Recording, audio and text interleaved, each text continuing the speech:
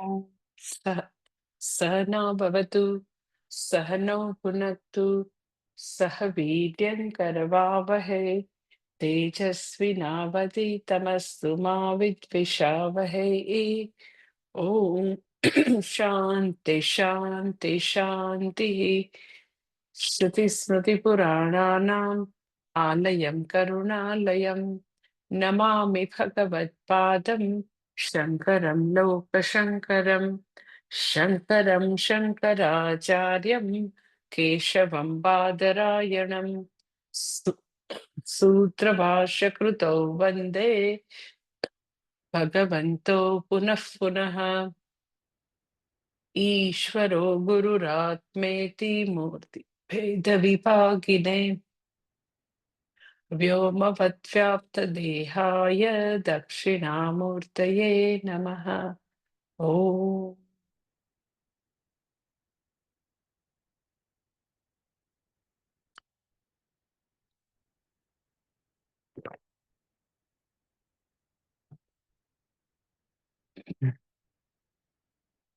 અ, દસમો અનુવાક અને ચોથો મંત્ર કરવાનો છે. ઓમ ગણાનાં ત્વા ગણપતિગું હવામહે કવિં કવીનામુપમશ્રવસ્તમં ज्येष्ठराजं ब्रह्मणां ब्रह्मणस्पत आनशृण्वन्नोतिभिः सीदसादनम्। ॐ महागणपतये नमः। द्रापे अन्धसस्पते दरिद्रन्नीललोहित येषां पुरुषाणामेषां पशूनां माभैर्मा रोमो येषां किञ्चनाममत। या ते रुद्र शिवा तनु शिवा विश्वाह भेषजी शिवा रुद्रस्य भेषजी तया नो मृड जीवसे इमागुं रुद्राय तवसे कपर्दिने क्षयद्वीराय प्रपरामहे मतिम् यथा न श्रमसद्विपदे चतुष्पदे विश्वं पुष्टं ग्रामे अस्मिन् अनातुरम्। मृडानो रुद्रोतनो मयस्कृति क्षयद्वीराय नमसा विधेमते यच्छञ्च योऽस्य मनुराय जे पिता तदस्याम तव रुद्र प्रणीतो। ચોથો મંત્ર કરવાનો છે.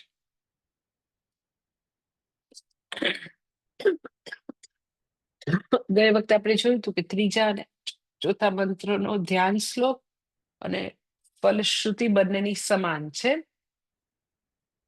એટલે આપણે સીધો જ મંત્ર જ હવે લઈ લેશું. કે છે કે મૃડય, એનું ભગવાનનું નામ મૃડા છે. મૃડય મૃડાનો રુદ્રોતનો મયસ્તુતિ.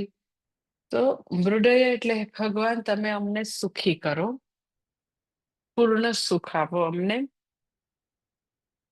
પછી આગળ કે છે કે ભગવાન અમે તમને નમસ્કાર કરીએ છીએ, પ્રણામ કરીએ છીએ, સાથે સાથે આ રુદ્રમના શબ્દોથી અમે તમારી સ્તુતિ કરીએ છીએ. ક્ષયદ્વીરાય એટલે ભગવાન તમે અમારા આંતરિક શત્રુનો ક્ષય કરવા માટે સમર્થ છો, એવા તમે છો ભગવાન. અને તમે અમને બધા વિષય સુખ આપો, બધા ભોગો આપો, અને બધી વસ્તુઓની માલિકીનું સુખ આપો, વિષય સુખ આપો,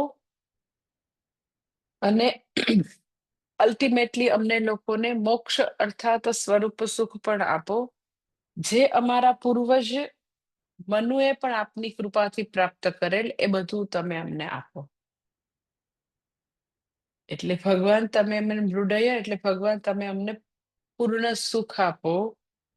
અમે તમને નમસ્કાર કરીએ છીએ, અમે તમારી સ્તુતિ કરીએ છીએ રુદ્રમ દ્વારા. સાથે સાથે કે છે કે ભગવાન તમે ક્ષયદ્વીરાય, તમે આંતરિક શત્રુનો નાશ કરવા માટે સમર્થ છો. તમે અમને ઐહિક સુખ પણ આપો, બધા જે વિષય સુખ છે એ બી આપો, એમાં બધું માલિકીનું સુખ આપો, બધા ભોગો આપો, અને પછી અલ્ટિમેટલી અમને લોકોને સ્વરૂપ સુખ આપો, જે તમે અમારા પૂર્વજ મનુને પણ સર્વ સુખની આપેલું એ અમને આપો. એને પણ તમારી કૃપાથી સ્વરૂપ સુખ પ્રાપ્ત કરેલું એ અમને આપો. એટલે આ બધા જે પ્રાર્થનાના મંત્રો છે, ભગવાનને પ્રાર્થના કરીને જે બધા મંત્રો છે, એમાં મેં તમને વાત કરી 2 વસ્તુ છે કે મને આટલું આટલું જોઈએ છે અને આટલું આટલું નથી જોઈતું. એટલે અહીંયા બધું જે જોઈએ છે એની યાદી આપે છે. કે સૌથી પહેલા કહે છે કે ભગવાન ને કહે છે કે હે મૃડ, મૃડાનો રુદ્રો, તો હે મૃડ, હે રુદ્ર, હે મૃડ, તમે મને સુખી કરો એમ નથી કહેતા, અમને સુખી કરો, અમને બધાને સુખી કરો. એનું મેં તમને કીધું કે આપણી વૈદિક પ્રેયરમાં બહુ બધી પ્રેયર એવી છે કે જેમાં ખાલી વ્યક્તિ પોતા માટે પ્રેયર નથી કરતો, પોતાના પરિવાર માટે, પોતાના સ્વજન માટે, પોતાના ગામ માટે, પોતાના રાષ્ટ્ર માટે, પોતાના બધા પેટ એનિમલ્સ માટે, વનસ્પતિ માટે, બધા માટે પ્રેયર કરી શકે છે. તો અહીંયા બી તો કે પ્રેયર છે શેના માટે? તો કે તમે મારા જે બધા લોકો છે ડિયર એન્ડ નિયર એને તમે સુખી કરો. તો એનું શા માટે ભગવાન પાસે એવી માંગણી છે કે તમે એને સુખી કરો?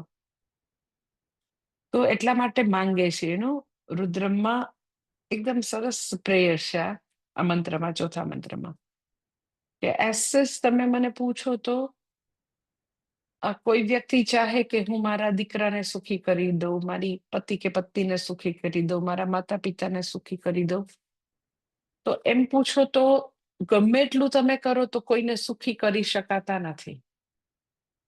અને ગમે એટલું તમે કરો ને તો લોકો એટલું બધું એને ટેકન ફોર ગ્રાન્ટેડ લઈ દે કે એને એવું ભૂલાય જ જાય કે આનાથી મને કેટલું સુખ મળે છે, કેટલી કમ્ફર્ટ મળે છે, કેટલું બધું મારું જીવન આનાથી સારું છે. એટલે લોકો લગભગ પોતાની જે આવી ઇન્ટિમેટ વ્યક્તિ હોય એને સુખી કરવા માટે રાતને દિવસ પ્રયત્ન કરે. સપોઝ માતા પિતા પોતાના સંતાન માટે કરતા હોય તો લગભગ મેં જોયું છે કે લોકો એ બધું એની નોંધ લેવાનું બંધ કરી દે, ટેકન ફોર ગ્રાન્ટેડ થઈ જાય. અને પછી વ્યક્તિથી કાંઈક તો ન થતું હોય, બધું તો કરે, બધું કરવાનો પ્રયત્ન કરે તો બી 5-10% છૂટી જતું હોય. કે બધા મનુષ્ય છે તો બધાને યાદ એટલું જ રહે કે જે 5% નથી કરેલું. એટલે અલ્ટિમેટલી આપણે આપણા ઇન્ટિમેટ લોકોને સુખી કરવાનો પ્રયત્ન કરીએ પણ એ લોકોને સુખ નથી થતું હતું. આપણે રાતને દિવસ 24/7 એ જ ખાલી મિશન લઈને કામ કરતા હોય ને તો એનો સુખી કરી શકે. ઓનેસ્ટલી કદી કોઈને સુખી કરી જ ન શકે. એટલું અઘરું કામ છે, એટલું અઘરું કામ છે. કારણ કે ખબર નહીં ભગવાને મનુષ્યનું મન જ એવું વિચિત્ર બનાવ્યું છે કે એ હોય એની નોંધ લેવાનું બંધ કરી દે અને એનું મન નથી એમાં જ જતું હોય. બહુ ઓછા એવા જાગૃત અને કૃતજ્ઞ લોકો, જે ગ્રેટફુલ લોકો હોય એવા બહુ ઓછા લોકો હોય. અધરવાઇઝ આવું જ હોય કે એ તો કરે જ ને, એમાં શું છે, એ તો એની ફરજ છે, વગેરે વગેરે વોટેવર. ઇન શોર્ટ મારું કહેવાનું એવું છે કે એક વ્યક્તિ એવું ચાહે કે હું બીજાને સુખી કરું તો સુખી નથી કરી શકાતું. કરીને તમે આખી જિંદગી કરીને લિટરલી ગુજરી જાવ તોય નથી સુખી કરી શકાતું. તો બી હંમેશા ઈચ્છા તો રહે કે હું માતા પિતાને સુખી કરું, બાળકોને સુખી કરું, સ્પાઉસ, ઈચ્છા તો રહે. તો હવે ઈચ્છા કેવી રીતે પૂરી કરવી? આવી રીતે. શું કરશે? તો કે રુદ્રમાં એવું ભગવાનને કહેશે કે ભગવાન તમે મારી બધી ઇન્ટિમેટ વ્યક્તિ છે ને એકદમ સુખી કરો. તો ભગવાન સાંભળે. આપણે ઈચ્છીએ અને આપણે આખી જિંદગી તૂટી જઈએ, ગુજરી જઈએ, મરી જઈએ તો બી સુખી નહીં કરી શકીએ. લોકોનું ડિસસેટિસ્ફેક્શન જે છે એ ચાલુ ને ચાલુ રહેશે.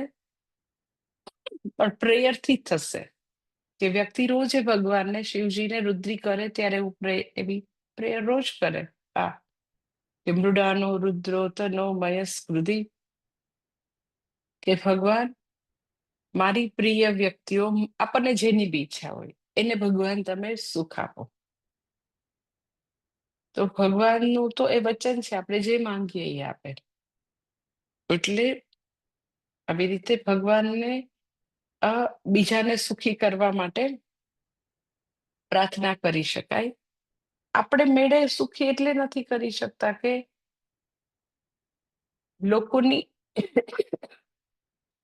જેને બી સુખી કરવા ઈચ્છે તો એની પોતાની એક વેલ્યુ સ્ટ્રક્ચર છે, એની પોતાની આદત છે, પોતાનું એક પ્રકારનું માઇન્ડસેટ છે. તો ઘણીવાર એમ કે એને સુખી કરવા કે એના હિત માટે કે એવું કંઈક લોકો પ્રયત્ન કરે તો એને એવું લાગે કે તમે મને સ્પેસ નથી આપતા, તમે બહુ વધારે પડતું ઇન્ટરફિયર કરો છો, તમે બહુ નેગિંગ કરો છો, મને બસ મને જીવવા દ્યો, એવું. એટલે બધાની એવી જુદી જુદી મનમાં એનું બધી અવધારણાઓ, એની બધી વેલ્યુ સ્ટ્રક્ચર એટલું જુદા પ્રકારનું હોય. તો આપણે ચાહીએ તો બી આપણે ઘણીવાર મદદ બી ના કરી શકીએ, તો સુખી તો જવા જ દ્યો.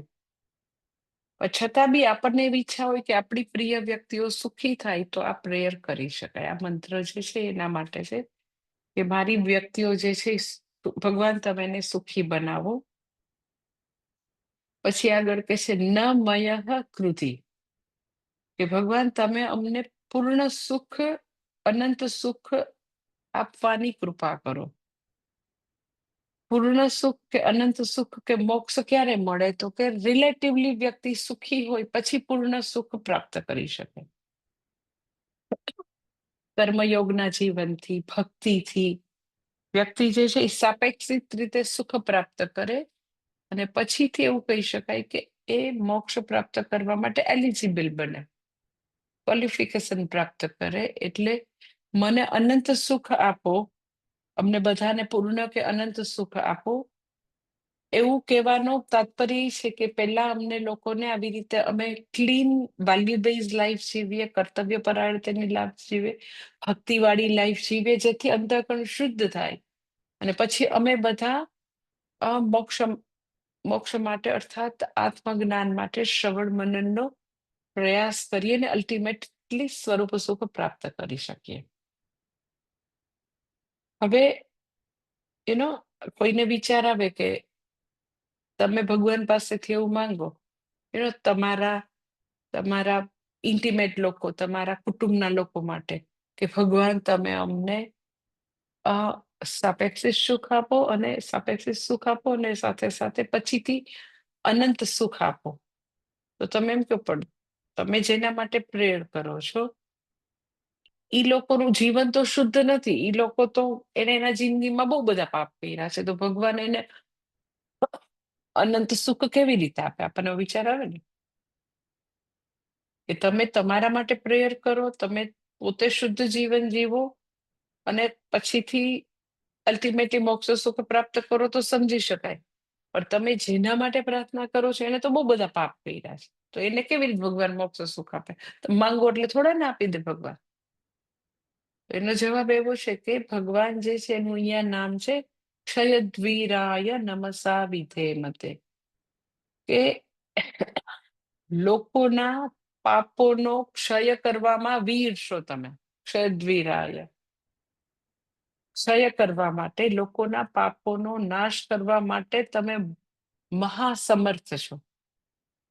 એટલે ભલે એ લોકોએ જેના માટે હું પ્રેયર કરું છું એ બધા બહુ બધા પાપ કર્યા છે પૂર્વે, પણ ભગવાનની શરણ અથવા તો ભગવાનની પાસેથી માંગવાથી, શરણાગતિ સ્વીકારીને રુદ્રમ દ્વારા માંગવાથી ભગવાન ક્ષય કરવામાં વીર છે, સમર્થ છે. તો હા, એના બધા પાપોનો ક્ષય કરશે. અને ભગવાન જે છે એ બધા આંતરિક શત્રુ નો નાશ કરવા માટે બહુ જ વીર છે, ક્ષયદ્વીરાય. એટલે આપણને આત્મજ્ઞાન પ્રાપ્ત કરવા માટે જો કઈ મોટામાં મોટી દીવાર બનીને કઈ ઊભું હોય તો આપણા પોતાના આંતરિક શત્રુ, આપણા પાપો, આપણા આંતરિક શત્રુ એ બધા ઊભા છે. તો ભગવાન એ બધું દૂર કરવા માટે આવા અતિ સમર્થ છે. એ બધાનો ક્ષય કરશે અને આંતરિક શત્રુ ઉપર આપણને વિજય આપશે. આપણે જેના માટે પ્રાર્થના કરતા હો તો તમને એવું લાગે પણ એનું તો બહુ પાપકારી જીવન છે. તો બરાબર છે, આપણી પ્રાર્થનાથી એના પાપોનો પણ ક્ષય થાય અને એને પણ જિજ્ઞાસાનો ઉદય થાય. એ લોકો પણ તો કે આવી રીતે કોઈ દિવસ સત્સંગ કરવાની ઈચ્છા ન હોય તો એને બી ઈચ્છા થવા માંડે. શા માટે? તો કે પ્રેયરનો પ્રતાપ છે. એ પ્રેયર નથી કરતી એ વ્યક્તિ, એ તો પાપ કર્મ કરે છે. પણ એની માં બેઠી બેઠી એના માટે રુદ્રમ કરીને એવું વિચારે કે ભગવાન એના પાપનો ક્ષય કરી અને આ કાંઈક એના જીવનમાં સત્સંગ કરતો થાય મારો દીકરો, તો થાય, 100% થાય. કારણ કે આપણા શાસ્ત્રમાં એવા પ્રકારનું આવું આયોજન છે કે તમે બીજાની બદલે આવું પ્રોક્સી કર્મ કરી અને એના પાપના ક્ષય માટે પ્રાર્થના કરી શકાય. એવું નથી કે એના પાપ આપણે ભોગવવાના છે, પણ એના માટે બહુ બધા પુણ્ય કર્મ કરી શકાય, દાન કરી શકાય, તપશ્ચર્યા કરી શકાય, પ્રાર્થના કરી શકાય. લાઈક હું તમને એક્ઝામ્પલ આપું કે કોઈ વ્યક્તિને એવો એકદમ રોગ છે, તો રોગ શેને કારણે આવે? પણ એકચ્યુઅલી પૂર્વ પાપ હોય તો જ. ખૂબ જ એની હેલ્થ આઈસીયુમાં છે ને ખૂબ જ હેલ્થ ખરાબ છે. તો કોઈ પણ જ્યારે બી જીવનમાં મુશ્કેલી છે, રોગ છે, તકલીફો છે, તો એ પાપનો ઉદય છે, પૂર્વે કરેલા પાપનો ઉદય.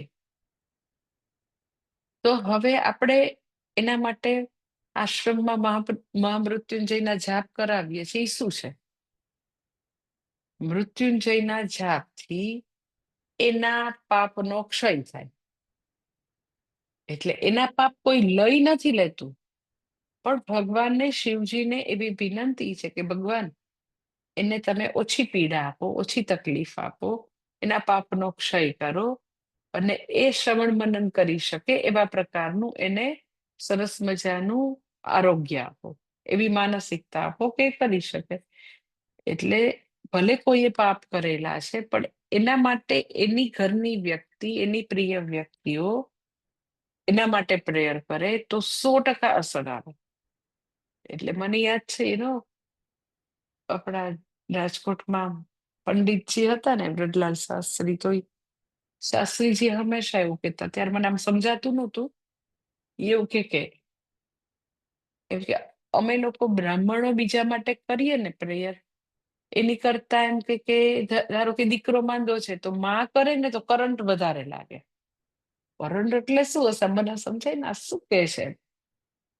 ભાઈ કે અમે તો કરશું, એમ કે આપણે એમ કહીએ કે એને બિચારાને કેન્સર છે અને બિચારા બહુ હેરાન થાય છે, તો આપણે તમારા બ્રાહ્મણોને રોકીને આપણા મંદિરમાં કરાવો ને મહામૃત્યુંજય જાપ, એમ કહું ને તો કે ના અમે તો કરશું, અમને કઈ વાંધો નથી, પણ તમે એની માં કે એના ફાધરને કયો ને, એના પથારી પાસે બેસીને એ લોકો મહામૃત્યુંજય જાપ એને સંભળાય એમ કરે તો કરંટ વધારે લાગે. એવું કે કરંટ એટલે શું? અસર વધારે થાય, એમ કે ભગવાન એની પ્રેયર જલ્દીથી સાંભળે. એટલે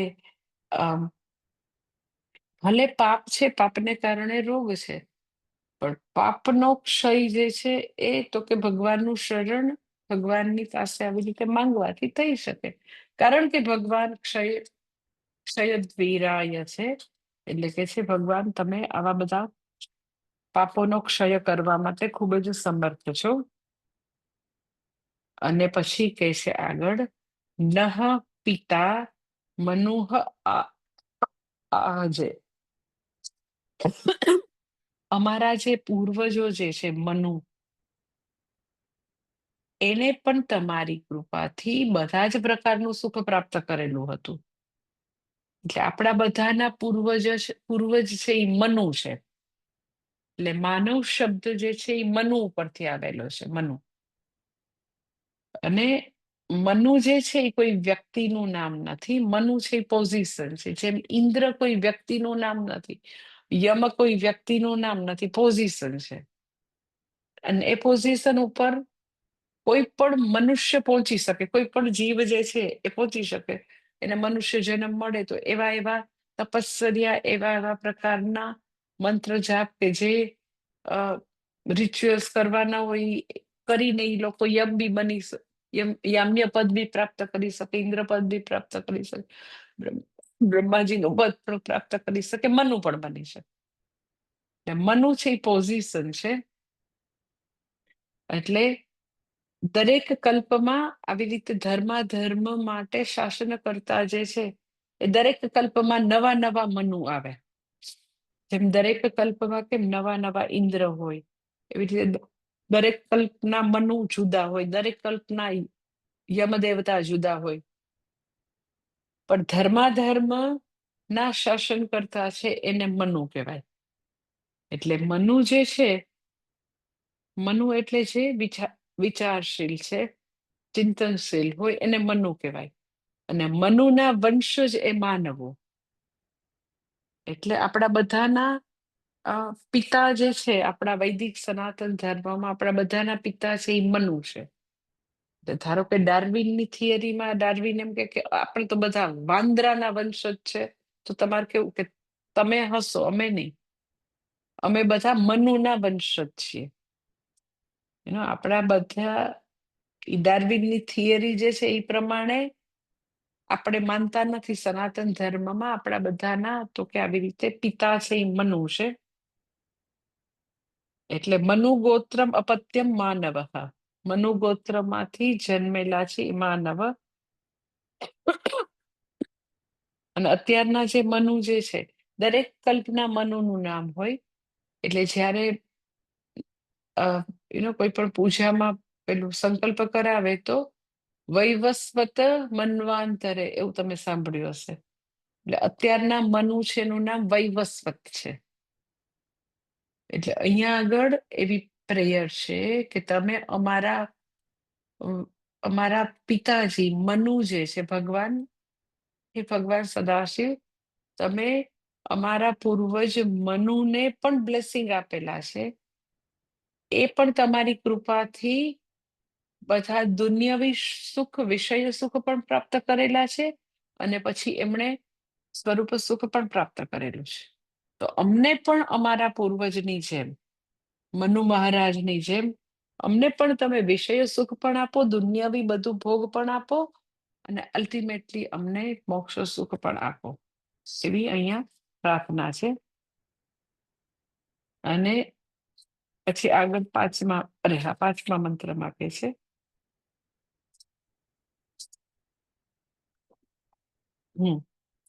માનો મહાંત મુતમાનો અર્ભકમ માન ઉક્ષંત મુતમાન ઉક્ષિતમ માનો વધિ પિતરમ મોત માતરમ પ્રિયામા નસ્તનુવો રુદ્રરીરિષઃ. એ છે પાંચમા મંત્રમાં. પેલા આપણે પેલું જોઈ લઈએ, એના ઋષિ ને એ બધું. પાંચમા મંત્રના ઋષિ જે છે ભૃગુ ઋષિ છે. છંદનું નામ જગતી છંદ છે. અને દેવતા જે છે એ રુદ્ર છે, પણ અહીંયા નંદી રૂપે રુદ્ર છે. નંદી રૂપે રુદ્ર. ઋષિ છે ભૃગુ છે, છંદ છે એ જગતી છંદ છે, અને દેવતા છે એ રુદ્ર જ છે, પણ નંદી રૂપે રુદ્ર છે. પછી છે ધ્યાન શ્લોક. બાલેન્દુ મુકુટમ દેવમ તરુણાદિત્ય વિગ્રહમ ધ્યાયે નંદીશ્વરાકારમ ગણેશ્વર સમાવૃતમ. કે છે ધ્યાન શ્લોકમાં કે ગણેશ્વર સમાવૃતમ, ગણપતિની સાથે રહેલા એવા છે ભગવાન સદાશિવ. પછી કે છે તરુણાદિત્ય વિગ્રહમ, એટલે ઉગતા સૂર્ય જેવું જેનું તેજ છે એવા ભગવાન તમે છો. જેના કપાળમાં બીજનો ચંદ્ર સુશોભિત છે એવા છો તમે.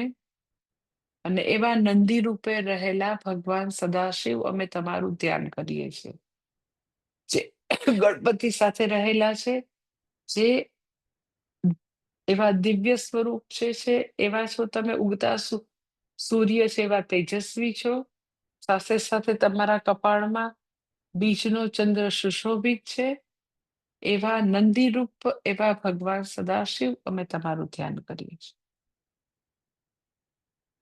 મંત્ર પાંચમા મંત્રનું ફળ આવું છે કે એમાં જેટલા વર્ણ છે, પાંચમા મંત્રમાં જેટલા શબ્દ, એટલા લાખ જપ કરવાના, એટલા લાખ જપ, અથવા ઓછામાં ઓછું 5000 વાર જપ કરીએ અને સાથે સાથે ઉપવાસ કરીએ.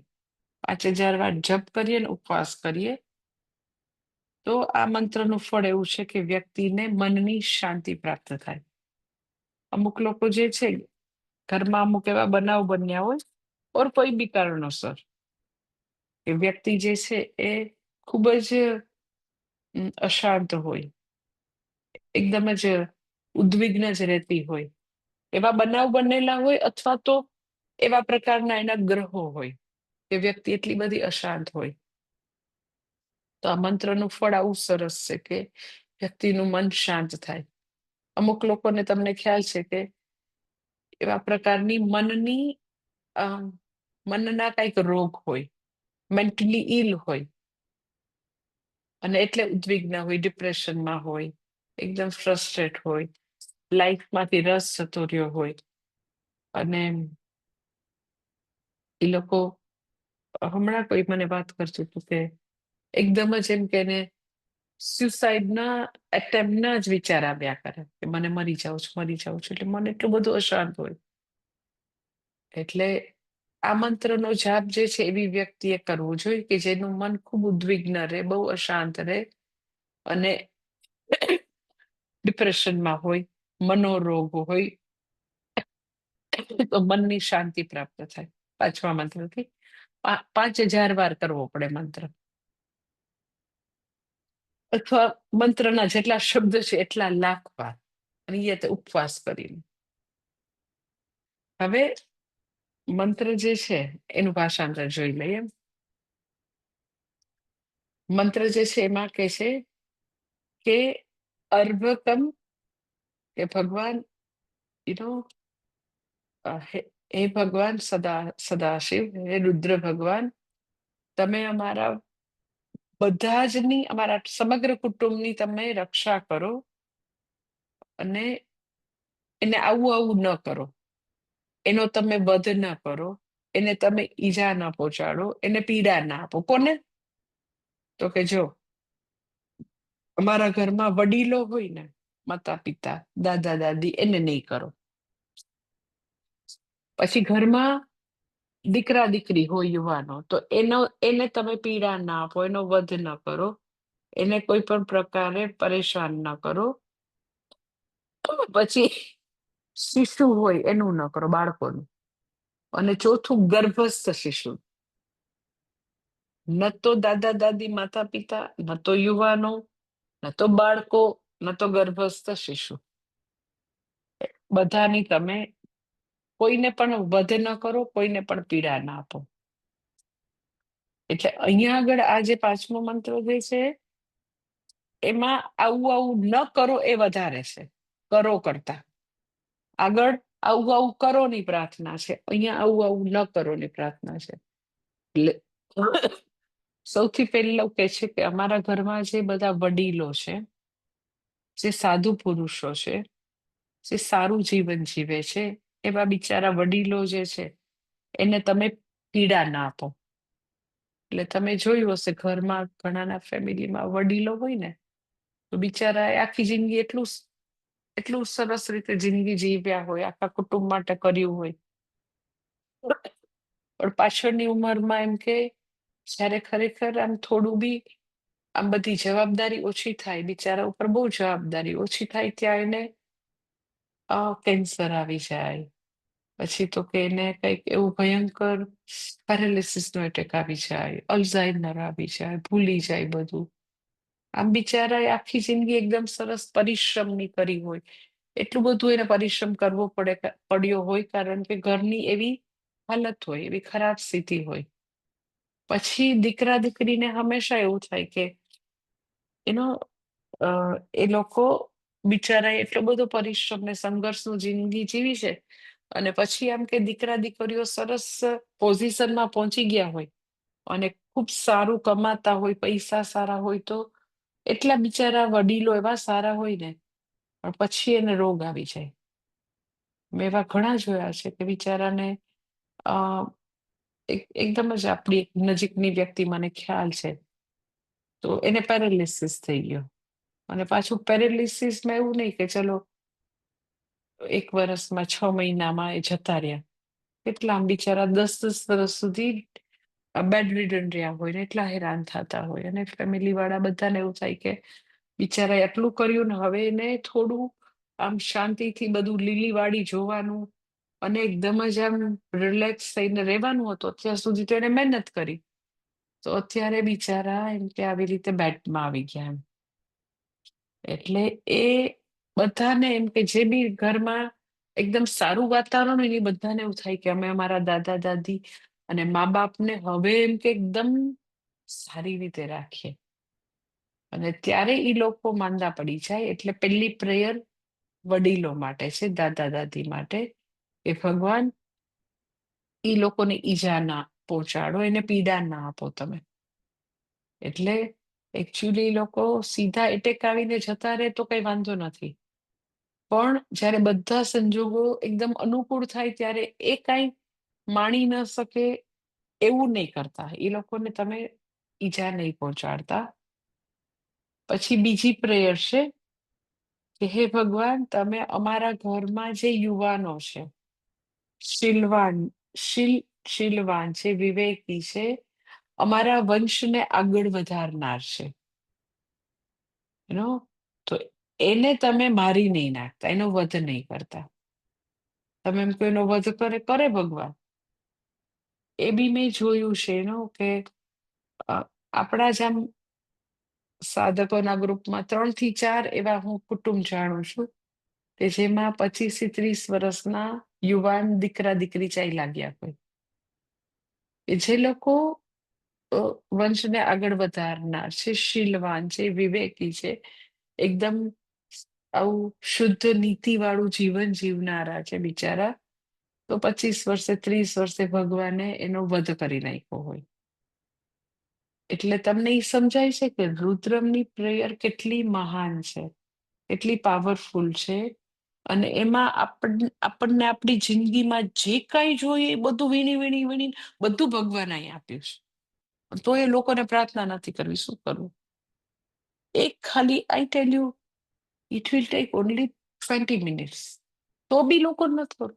અને એમાં તમે મને કહો કે એક વસ્તુ, એક માંગણી આમાં બાકી નથી, અને કેવી સરસ રીતે ભગવાન પાસે માંગે છે બધું જ. તો એક 20 મિનિટ ન કરી લેવાય, પોતાનું કલ્યાણ થાય, પોતાના સમગ્ર કુટુંબનું કલ્યાણ થાય. એટલે ખરેખર મેં તમને કીધું ને, બધા ગૃહસ્થે કરવાનું હોય ને સંન્યાસી કરવાનું હોય, એવું લખેલું છે કે દરેક સંન્યાસી રોજ કરવાનું. તો હું અહીંયા બરોડામાં હોય, રાજકોટમાં ન હોતો, રાજકોટમાં હું કદાચ મારે ભણાવવાનું હોય તો હું મારા રૂમમાં રુદ્રમ તો કરી જ લઉં. કોઈ દિવસ ના એવું થાય કે હું રુદ્રમ ના કરું. પછી બાકી ના ચાલો ચેન્ટિંગ જે છે એ ભણાવવાનું હોય, કંઈક કામ હોય તો પછી ના ટાઈમે બાકીનું ચેન્ટિંગ કરી લઉં. રુદ્રમમાં તમે એમ કે ખાડો પાડો તો ક્યાંથી ચાલે? એટલે કેટલું બધું વિચારી વિચારીને બધું વેદમાં બધી માંગણી છે કે ભગવાન અમારા ઘરમાં બિચારા વૃદ્ધ લોકો હોય, એ લોકોને તમે કોઈ પણ પ્રકારે પીડા ના આપો, આવા બધા રોગ નહીં આપો કે જેમાં આખું એમ કે ફેમિલી પ્રાર્થના કરે કે આ છૂટી જાય તો સારું. એ કેવી જિંદગી વિચાર તો કરો, કે બધાને એવું થાય કે અહીંથી જાય, હવે બિચારા આ લોકમાંથી જાય. એ કેટલી બધી લાચારી વાળી જિંદગી, કે જે લોકો પાછા ડેથ બેડ ઉપર હોય ને, તો ઈ કરુણતા કેવી છે કે તમારા બધા શરીરના અંગો છે એ ન કામ કરે, પણ બ્રેન એકદમ કામ કરે, એટલે કઈ ભૂલાય નહીં, બધી એકદમ જ આમ લોકો શું વાત કરે છે, શું ઈચ્છે છે, એ બધું જ બ્રેઇન જે છે એ બધું સમજે છે. બધી લાગણીઓ સાબુત છે, બ્રેઇન પણ સાબુત છે. ઘણા એમ કે એને કઈ ભૂલાણું નથી, બરાબર સમજે છે. અરે મેં કીધું એ બ્લેસિંગ નથી. આ બધું અહીંયા કાંઈ જ સમજાય નહીં ને એકદમ જ એ પેલામાં થઈ જાય, એ ઉલટાનું વધારે સારું. તો એને પેઇન બી ભૂલાઈ જાય. પણ ભગવાનને કર્મફળનો ક્ષય કરવો હોય એટલે આઈ ટેલ યુ, બ્રેઇન અને બધી ઇમોશન્સ ને એકદમ પાવરફુલ રાખે છેલ્લે સુધી. તો એ વ્યક્તિને ખબર છે જે ડેથ બેડ કે બધા ઈચ્છે છે કે હવે હું જાઉં તો સારું. એ કેવી એની એની એની લાચારી કેવી હોય કે હું અહીં બધા ઈચ્છે છે કે મારું મોત થાય તો સારું. ખાલી હું આમ ઘણી વાર એવું બધું એના ફેમિલી વાળા એવું ઈચ્છતા હોય કારણ કે એ હેરાન થતા હોય. તો હું આમ ઘણી વાર આમ કલ્પના કરું કે ધારો કેમ કે આપણે આપણા ઘરમાં હોઈએ સપોઝ, અને કોઈ એમ કે આ ઘરમાંથી હવે આ જાય તો સારું, તો બી કેટલું દુઃખ થાય. સપોઝ કોઈ એવું કહેતો કે આ પાસની જાય તો સારું, હવે બહુ કંટાળી ગયા. તો જે ઘરની વડીલ મેઇન વ્યક્તિ છે એના માટે બધા જ એવું ઈચ્છી રહ્યા છે, એના માટે બધા સંકલ્પો લઈ રહ્યા છે, એના માટે બધા દાન પુણ્ય કરી રહ્યા છે કે હવે તો છૂટી જાય જ સારું. તો એવા પ્રકારની આમ મૃત્યુ છે એ કેટલું બધું મૃત્યુ પેલું છે. એટલે અહીંયા વેદમાં એ માંગ્યું કે અમારા કોઈ બી વડીલોને તમે આવી રીતે પીડા ને ઈજા નહીં કરો. એને જવાનું છે તો એ સહજતાથી જતા રહે, એકદમ નિરોગી હોય, એકદમ બધું બરાબર હોય, અને એની મેળે જે શ્વાસ રૂકી જતા હોય એટેકથી કે વોટ એવર જે બી સ્થિતિથી. પણ આવી કરુણ પરિસ્થિતિથી કે બધાને એવું થાય કઈથી જાય, એટલે તમે એ પ્રકારે એનો વધ નહીં કરતા, એટલે એવા એવા રોગો નહીં આપતા. કારણ કે એ એકદમ ડેથ બેડમાં હેરાન થતા હોય એટલે બધા એવું મીન્સ કે વિચારતા હોય કે પેરાલિસિસ હોય, એનું બધું જ બેડમાં થતું હોય, બિચારા કોઈ હલી ન શકતા હોય. તો તમે આ રીતે એને પીડા નહીં આપતા, એને પરેશાન નહીં કરતા. અમારા કુટુંબના યુવાનો અને યુવતીને તમે અકાળે મોત નહીં આપતા, એનો વધ નહીં કરતા, કારણ કે એ લોકો અમારું કુટુંબના વંશને આગળ વધારનારા છે, એટલે તમે એમને મારતા નહીં. પછી કહે છે કે ભગવાન તમે કર્માધ્યક્ષ છો, કર્મ ફલદાતા છો, એટલે અમારી આ પ્રેયરથી તમે બધાને આવી રીતે અમે માંગીએ તમે આપો અને બધા સુખ અને પ્રસન્નતાથી જીવે એવું કરજો. પછી આગળ હજી માંગે છે કે અર્ભકમ, અર્ભકમ એટલે બાળક. અમારા કોઈ પણ નાનકડા બાળકને એ 1 દિવસનું હોય કે 1 વર્ષનું હોય કે 10 વર્ષનું હોય, અમારા કોઈ પણ બાળકને પણ તમે ઈજા નહીં કરતા. એટલે બાળકને કેવા પ્રકારે ને કેટલી ઈજા થાય તમને ખબર છે કે એકદમ નાનકડું હોય ત્યારથી અમુક મંથનું થાય ત્યાં સુધી ઘણી બધી પોસિબિલિટી છે રોગ આવવાની, અને પછીથી પણ તો કે બાળક ઉપર ઘણા બધા જોખમ હોય કારણ કે બાળક છે એટલે. તો તમે એને પણ ઈજા કે પીડા નહીં આપતા. પછી કે છે સાથે સાથે તો કે અર્ભકમનું વાત કરે છે, ઉક્ષંત એટલે યુવાનોને તમે નહીં આપો. અને પછી આગળ કે છે આ બધું બધું કર્યા પછી હજી છેલ્લે અમારા ગર્ભસ્થ શિશુને અને એની માતાને તમે પીડા નહીં આપતા. ગર્ભસ્થ શિશુને પણ પીડા થાય કારણ કે એની અંદર હજી જન્મે પેલા બિચારાને રોગ હોય એવું બની શકે કે એના ઘણી વાર તમે સાંભળ્યું હશે કે હાર્ટનો વાલ્વ બરાબર નથી કામ કરતો, એનું ગર્ભજળ ક્લાસ થઈ ગયું છે, સુકાઈ ગયું છે, પછી એના ડીએનએમાં આવા પ્રકારનો પ્રોબ્લેમ છે, તો બિચારો જન્મે ત્યારથી ખોડખાપણ વાળું હોય. એટલે તમે ગર્ભસ્થ શિશુને ઈજા નહીં પહોંચાડતા. જ્યારે બાળક જન્મે તો એ એકદમ હેલ્ધી બાળક તરીકે જન્મે, એને પણ તમે અંદર શિશુને કોઈ પણ પ્રકારની પીડા નહીં આપો. એટલે આ મંત્ર જે છે એમાં તો કે વ્યક્તિ પોતાના સમગ્ર કુટુંબના એક માટે આને પ્રાર્થના કરી, ગર્ભસ્થ શિશુ અને એની માં, પછી તો કે યુવાનો માટે, દાદા દાદી, માતા પિતા માટે, બધાના માટે પ્રાર્થના આવી ગઈ. એટલે ખૂબ જ સરસ એનો પોતાના પરિવાર માટે આ બહુ જ સરસ પ્રાર્થના છે. પરિવાર માટે આ હંમેશા એનો સંકલ્પ કરીને કરી શકાય. જેવી રીતે નચિકેતાએ પોતાના પરિવાર માટે પ્રાર્થના કરી તેવી આ પ્રાર્થના છે.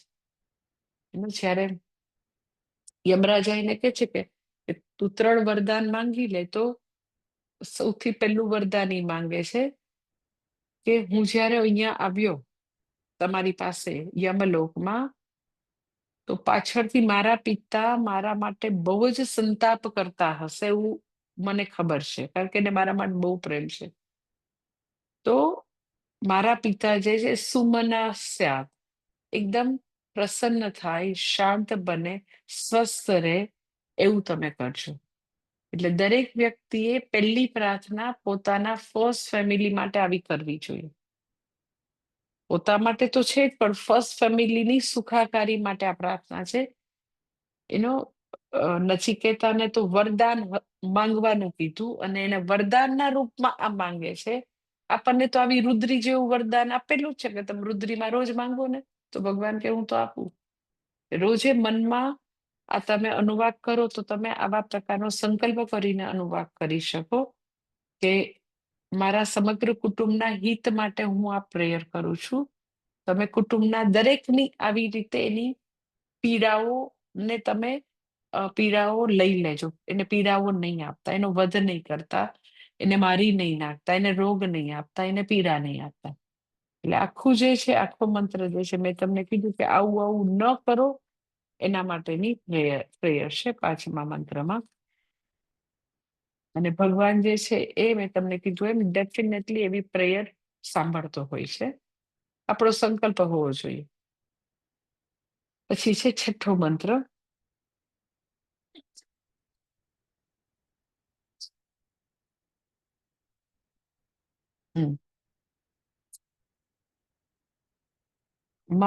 માનસ્તો કેતનયે માન આયુષી માનો ગોષુ માનો અશ્વેશુરીરિષઃ વીરાન માનો રુદ્રભામિતો વધિર્હવિષ્મન્તો નમસા વિધેમતે આરાતે ગોગ્ન ઉત પુરુષગ્ને સયદ્વીરાય નમસ્મે તે અસ્તુ રક્ષા ચ નો અધિ ચ દેવ પૃહ્યતા ચ ન શગ્મ યચ્છદ્વિબર્હા. ઓકે, 6થો મંત્ર જે છે એનું પેલા બધું જોઈ લઈએ. 6થા મંત્રના ઋષિ છે એ ભગવાન છે, છંદ છે એ જગતી છે અને દેવતા પણ ભગવાન.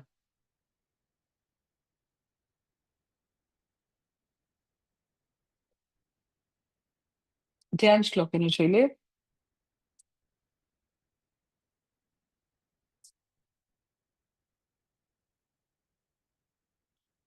દધાનમેકાદશતા વિભજ્ય દેહમ વિશુદ્ધ સ્ફટિક પ્રકાશમ તેજોમયમ શૂલિનમિન્દુમૌલિમ વિચિંત્યેદત્ત સદેવ રુદ્રમ. કે છે ભગવાન રુદ્ર, તમે અદ્વિતીય હોવા છતાં તમે એકાદશ રુદ્ર રૂપે પ્રગટ થયા છો એવા ભગવાન. પછી કે છે વિશુદ્ધ સ્ફટિક પ્રકાશમ, તમે શુદ્ધ સ્ફટિક રૂપ જેવા પ્રકાશમાન છો, શુદ્ધ સ્ફટિક. પછી કે છે તેજોમયમ શૂલિનમ ઇન્દુ મૌલિમ, તમે આવા પરમ પવિત્ર છો, પ્રકાશમાન છો. તમારા હસ્તકમળમાં તમે ભાલો ધારણ કરેલો છે.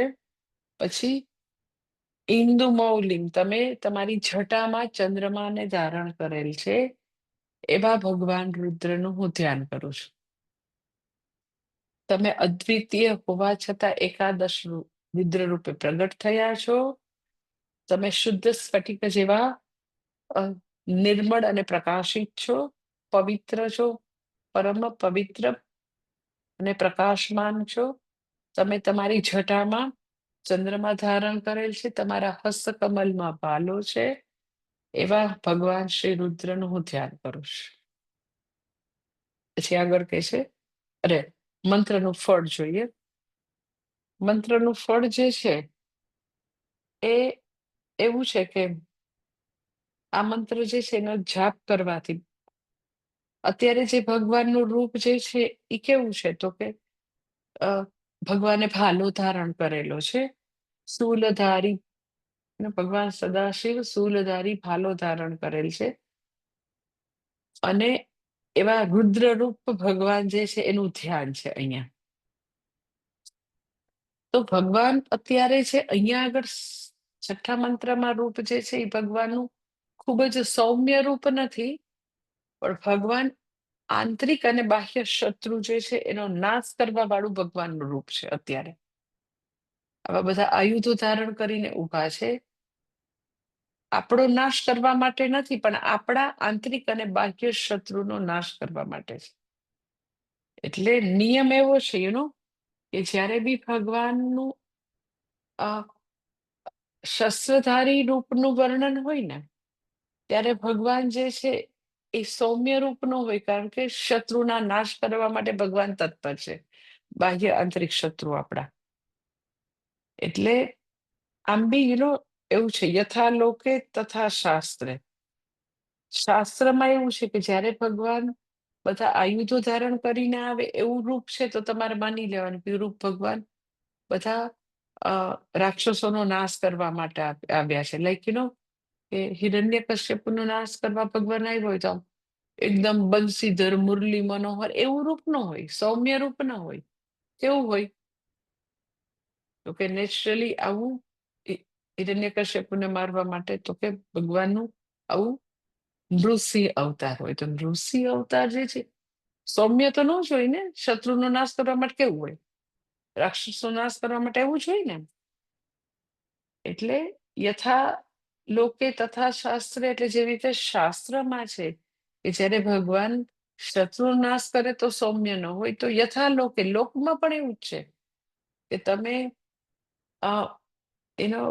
પોલીસને જુઓ ક્યાંય બી, પોલીસ જે છે એ તમે એવું જોયું કે શેરવાની પહેરીને આવ્યો હોય ઝગમગતી, પછી જબ્બો ને લેંગો પહેરીને આવે, ધોતી પહેરીને આવે પોલીસ. તમને આમ સાંભળો તો બી હસવું આવે ને. શું કામ? યથા લોકે તથા શાસ્ત્રે, એટલે જે રક્ષણ કરવા આવ્યા છે તો એને રક્ષણ કરવાને અનુરૂપ એનો યુનિફોર્મ હોય. એમ કે વ્યક્તિ જે છે એ એકદમ એવું એમ કે એનો આવી વર્દી હોય, પોલીસની વર્દી, ખભે પેલી એની બંદૂક હોય, અને આમ તમે જો કે ઈ જે વર્દી પહેરેલી હોય એટલે એનો આખી પર્સનાલિટી ઓર તમે આમ એનો રૂઆબ જુદો હોય. તો એવો રૂઆબ હોય કે ઈ જે બધા ચોર લૂંટારોને ડર જ લાગે. એ વર્દી અને શસ્ત્રધારી પોલીસનો ડર જ લાગે. એટલે કદાચ પોતાની પાસે બંદૂક બી ન હોય ને, તો બી સિમ્પલ વર્દીધારી હોય ને તો બી બધાને ડર લાગે. એટલે જેવું કામ કરવાનું હોય ને તદ અનુરૂપ હંમેશા યુનિફોર્મ હોય. એમ કે છોકરાઓ જે છે એ સ્કૂલે જાય તો શા માટે યુનિફોર્મ હોય? તો યુનિફોર્મ જે છે એને હવે સરસ્વતી ની ઉપાસના કરવાની છે, વિદ્યા પ્રાપ્ત કરવા માટે વિદ્યાલયમાં જઈ રહ્યા છે એ યાદ દેવડાવે. એવી જ રીતે સંન્યાસી જે છે એ જીન્સ અને ટી શર્ટમાં ન હોય. તમે એમ કહો કાં બરમુડા પહેરીને ના આવે સંન્યાસી? અમારે બોમ્બેમાં એક છે, નમૂનો છે બોમ્બેમાં, સાઉથ બોમ્બેમાં. મને નમૂનો જ કહીશ. તો હું હમણાં લાસ્ટ યર, આ વર્ષે નહીં, ગયા વર્ષે હું પ્રેમપુરીમાં પ્રવચનમાં ગઈ ને, તો પછી કોઈની ઘરે ભિક્ષામાં ગઈ હતી ને, તો એ નમૂનાને ભિક્ષામાં મારી યાર બોલાવ્યો હતો. ઈ ત્યાં ગીતાજીના ક્લાસ નમૂનો ચલાવે છે. નમૂની ઈ બેન ચલાવે છે. હવે આઈ ટેલ યુ, ઈ પૂજ્ય સ્વામી દયાનંદજીનું એને કોર્સ કરેલો છે 3.5 વર્ષનો કોઈમ્બતુરમાં.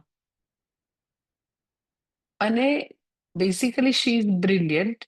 She can teach also, and she is teaching there in South Bombay. તો મને ભિક્ષામાં બોલાવી, તો એને બી બોલાવી હતી. તો શું પહેરીને આવી? બરમ્યુડા પહેરે. હા, ગૃહસ્થી છે, પણ તું તું જો ભગવદ્ ગીતા ભણાવનાર ટીચર છો, તારા બધા સ્ટુડન્ટ, હું ગઈ તો હું તો ત્યાં કોઈ પરવનસિંહ વાઇલ જતી હોય કોઈની ઘરે ભિક્ષામાં, એ બધા એના સ્ટુડન્ટ હતા. તો તમે ગીતાચાર્ય તરીકે જાઓ અને તમે બર્મ્યુડાની ટી શર્ટ પહેરીને આવો, એક તો 50 વર્ષની સ્ત્રી ગીતા ભણાવનાર આવો આવો ડ્રેસ પહેરીને આવે, તો ઇટ ઇઝ એને કઈ સુસંગત જ નથી. ભગવદ્ ગીતા શાસ્ત્ર ભણાવવું અને બર્મ્યુડા, હું એમ નથી કહેતી ડ્રેસ ખરાબ છે, પણ તમે જે કરો છો એ અનુરૂપ હોવું જોઈએ. એટલે સંન્યાસી છે એ કોઈ એવી રીતે ટી શર્ટ ને બર્મ્યુડા પહેરીને હૈલા આવે તો એને સંન્યાસી ન કહેવાય. એ જે આપણા જે ઓરેન્જ કપડા અને આ પહેરવેશ જે છે એ કઈ કોઈ એમ જ કઈ પહેરેલા હોય એવું નથી. ઘણા નાના છોકરાને ખબર ન હોય ને, તો એમ કે તમને ઓરેન્જ કલર બહુ ગમે છે એટલે તમે પહેરો છો. તમારું શું ઘણા એમ કે નાના છોકરા કઈક ચિત્ર વિચિત્ર બધું આ કપડા માટે એ લોકો કહેતા હોય. જે ઓરેન્જ કપડા છે, જે ભગવા ધારણ કરવાની વાત છે, એ કઈ કોઈ વ્યક્તિ વિશેષે નક્કી નથી કરેલું. વેદમાં મેન્ડેટ છે કે કેસરી કલર જે છે એ અગ્નિનો કલર છે, અને જ્યારે જ્ઞાનાગ્નિ પ્રગટ થાય ત્યારે અજ્ઞાનનો નાશ થાય, ને જ્ઞાનાગ્નિ પ્રગટ થાય તો એ કલર આ હોય. આ જ્ઞાનનો પ્રતીક છે. તમે ગમે તે મન ફાવે તેવા મનગળત કપડા થોડા નહીં પહેરી શકો, જો તમે તમારી જાતને ગીતાચાર્ય માનતા હો તો. એટલે એનીવે અત્યારે ભગવાન જે છે એ શત્રુનો નાશ કરવા વાળું રૂપ ભગવાનનું છે. પાંચમા મંત્ર કે છઠ્ઠો, હા, આ મંત્રમાં ભગવાનનું એવું રૂપ છે, છઠ્ઠા મંત્રમાં. તો ભગવાન જે છે એ આવી રીતે શત્રુનો નાશ કરવા માટે આવ્યા છે, એટલે બધા અસ્ત્ર ધારણ કરીને આવ્યા. અને મંત્રનું ફળ બહુ બધું છે. આ મંત્રનું ફળ, પેલું ફળ ઈ છે કે આ મંત્રનું રોજે પારાયણ કરવાથી નિરોગી દીર્ઘાયુષ પ્રાપ્ત થાય. પછી અત્યારનો એવો કળિયુગ છે, અત્યારનો જમાનો એવો છે કે આપણે શરીરનો અતિ ઉપયોગ કરતા હોય, દુરુપયોગ કરતા હોય. કેટલાય કલાકો સુધી અમુક લોકો કામ કરતા હોય, ધેટ ઇઝ અતિ ઉપયોગ કરતા હોય, દુરુપયોગ કરતા હોય, રાતને રાત ઉજાગરા કરતા હોય, દુરુપયોગ કરતા હોય. તો આ મંત્રના જાપથી પ્રારબ્ધ પહેલા શરીર ક્ષીણ નહીં થાય, નહીં તો શરીર સાવ ક્ષીણ થઈ જાય, રોગ આવી જાય દુરુપયોગ કરે તો. તો પ્રારબ્ધ પહેલા શરીરનો ક્ષીણ ના થાય. પછી હજી ત્રીજું ફળ એવું છે કે વ્યક્તિ જે છે એને એના રાજ્યની સમૃદ્ધિ પ્રાપ્ત થાય, અને યોગ્ય સમયે યોગ્ય પ્રમાણમાં વરસાદની પ્રાપ્તિ થાય. એનું રાજ્ય સમૃદ્ધ બને. પછી તો કે આવી રીતે કાલે વર્ષતુ પર્જન્ય, કે સમયે અને માપસર વરસાદ મળે. પછી બ્રહ્મ હત્યા જેવા પાપથી મુક્તિ થાય. પછી હજારો રાજ્યના રાજા બનવાનું સુખ પ્રાપ્ત થાય. એને હંમેશા, એટલે રાજા એક્ઝેક્ટલી અત્યારે કઈ રાજાશાહી નથી, પણ એટલું બધું એને વૈભવ મળે રાજા જેવું. પછી એનામાં જનાકર્ષણની શક્તિ આવે. અમુક લોકો તમે જોયા હશે કે એ લોકોની પાસે માણસો તરત એટ્રેક્ટ થાય. તો જનાકર્ષણની શક્તિ પ્રાપ્ત થાય, સર્વ સાથે મૈત્રી ભાવ પ્રાપ્ત થાય. આટલા બધા એના ફળ છે આ મંત્ર, છઠ્ઠા મંત્રના. નિરોગી દીર્ઘાયુષ, પછી એના પ્રારબ્ધ પેલા શરીર અતિ ઉપયોગ કે દુરુપયોગથી એનો ક્ષીણ ન થાય. પછી યોગ્ય સમયે વરસાદ, રાજ્યની સમૃદ્ધિ, અનેક રાજ્યના રાજા બનવાનું, જનાકર્ષણ શક્તિ, અને બધા સાથે મૈત્રી ભાવ. આટલું બધું ફળ છે, આટલું બધું. એનો તમે 11 અનુવાક, 11 અનુવાકના બધા મંત્ર ના બધા ફળ જો ભેગા કરો તો ઓ માય ગોડ કેટલા ફળ થાય. મેં તમને જો આપણે એક અનુવાકનું ફળ એક એક મંત્રમાં હોય ત્યાં બધા ફળ કીધા છે, બધા વેદમાં જ લખેલા. તો ખરેખર તમે ભેગા કરો તો કેટલું મોટું લિસ્ટ થાય. એટલે આમ જે 15-20 મિનિટ કરવું એની સામે ફલશ્રુતિ તો કેવડી બધી છે, કેટલી બધી. અને પછી મંત્ર જે છે આપણે નેક્સ્ટ મંડે જોઈ લેશું. ઓમ પૂર્ણમદ પૂર્ણમિદમ પૂર્ણાત પૂર્ણમુદચ્યતે પૂર્ણસ્ય પૂર્ણમાદાય પૂર્ણમેવાવશિષ્યતે. ઓમ શાંતિ શાંતિ શાંતિ. હરિ ઓમ. શ્રી ગુરુભ્યો નમઃ. હરિ ઓમ.